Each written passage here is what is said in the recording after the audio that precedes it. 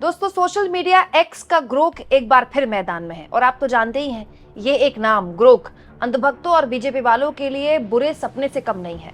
दरअसल हाल के दिनों में सोशल मीडिया एक्स के एआई ग्रोक ने जो तहलका मचाया है, मुझे आपको बताने की जरूरत नहीं है। इसको लेकर बहुत सारी वीडियोस मैं आपके सामने रख चुकी हूँ। लेकिन पिछले 24 घंटे में ग्रोक ने एक बार फिर से एक ऐसे मुद्दे को लेकर भाजपाइयों की, अंधभक्तों की नींद हराम की है, जो एक्चुअली में न केवल बीजेपी बल्कि आरएसएस की भी दुखती रग है।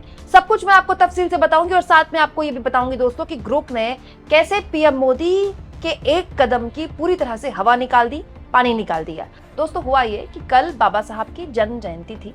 बाबा साहब भीमराव अंबेडकर को तमाम बड़े नेताओं ने उनको पुष्पांजलि दी, उनको याद किया, उनके विचारों पर हर कोई बोला और अपने अपने जितनी भी तरह से वो बाबा साहब को याद करते थे, सब ने ये किया।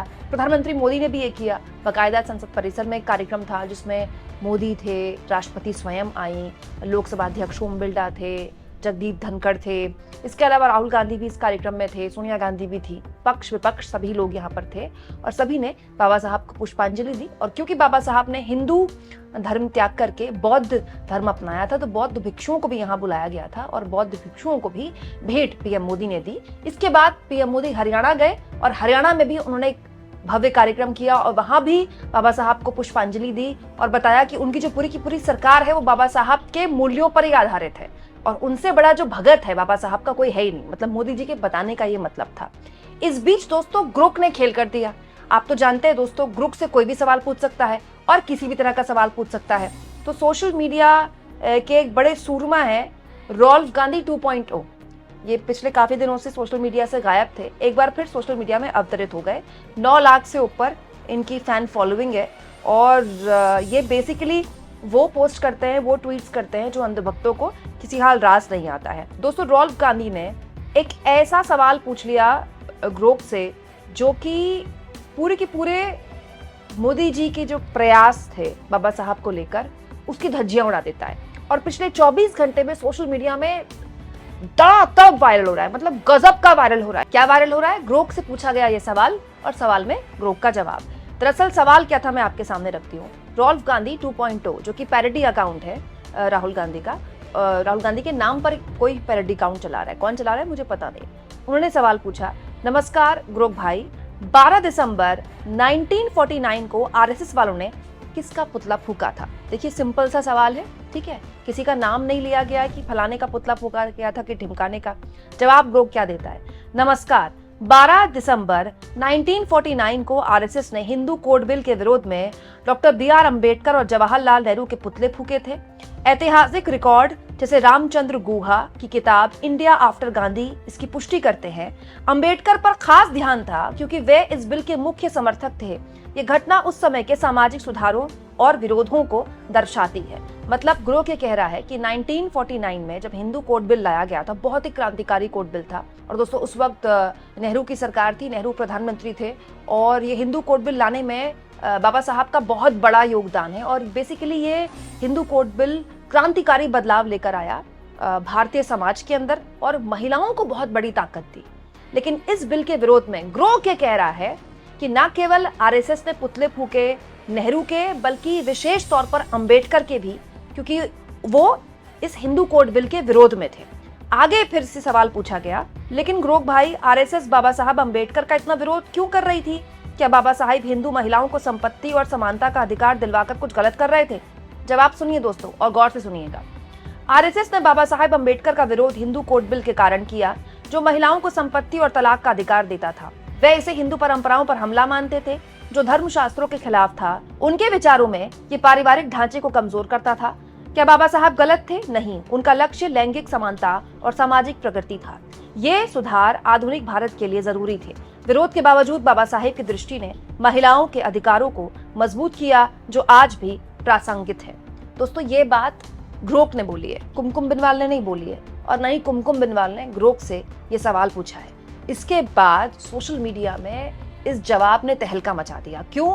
क्योंकि कल जब ये सवाल पूछा जा रहा था, कल ही मोदी जी बाबा साहब अंबेडकर को के विचारों का आत्मसात करने की बात बोल रहे थे, उनको पुष्पांजलि अर्पित कर रहे थे, उनको याद कर रहे थे और बता रहे थे कि दरअसल उनकी सरकार घोर बाबा साहब समर्थक सरकार है, उनके विचारों पर चलने वाली सरकार है।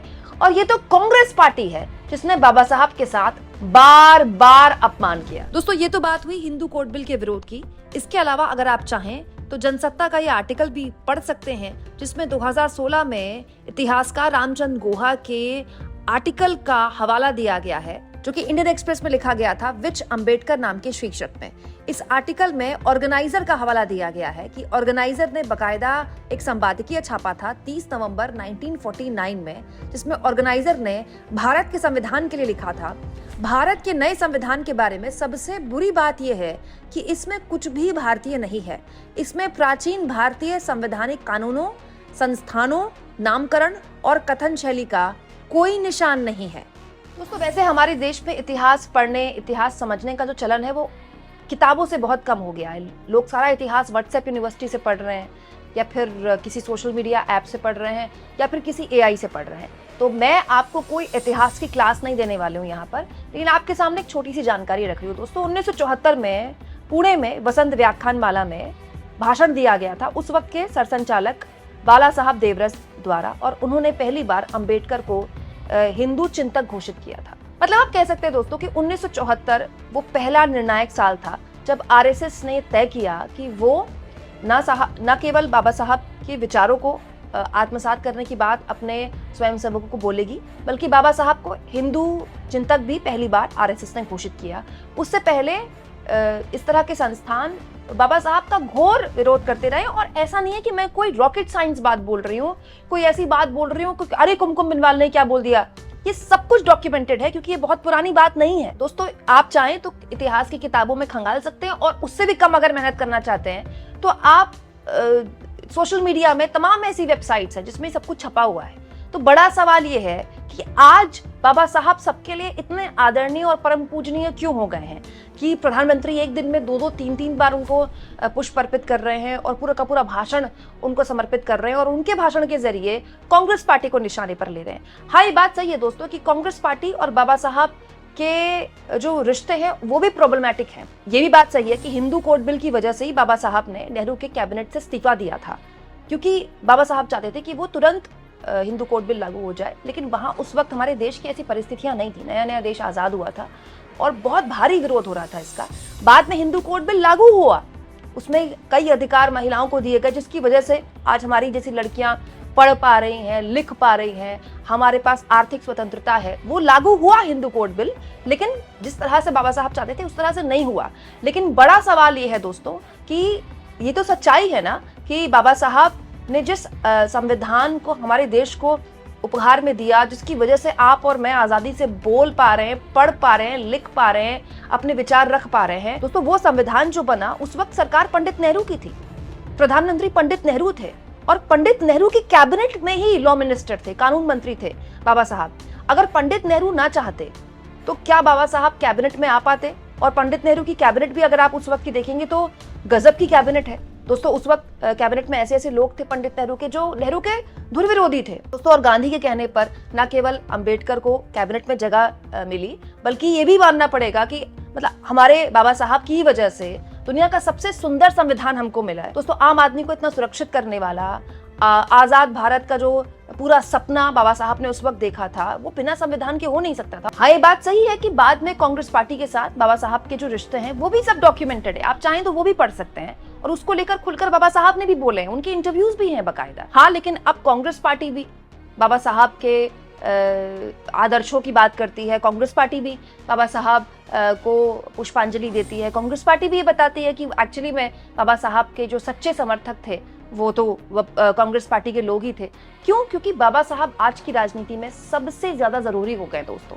2024 के लोकसभा चुनाव ने तो खास तौर पर ये बता दिया है दोस्तों। राहुल गांधी ने हाथ में संविधान की किताब लेकर बीजेपी की राजनीति को जमीन से, मतलब बुनियादी तौर पर जिस तरह से चोट पहुंचाई है, वो चोट बहुत गहरी लगी है, न केवल मोदी को बल्कि आरएसएस को भी।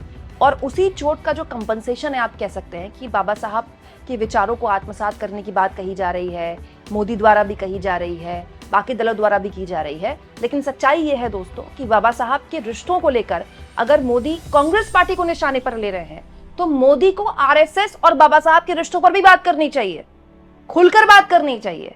ना केवल बात करनी चाहिए बल्कि बताना भी चाहिए कि इतना विरोध अगर बाबा साहब का किया गया तो क्यों किया गया, किस आधार पर किया गया। दोस्तों आप इस मुद्दे पर क्या सोचते हैं, कमेंट बॉक्स में जरूर लिखें और जितना हो सके चैनल को शेयर करें, सब्सक्राइब करें और थैंक्स और ज्वाइन के ऑप्शन से दोस्तों अगर आप चाहें तो कुछ आर्थिक मदद भी चैनल की जरूर करें।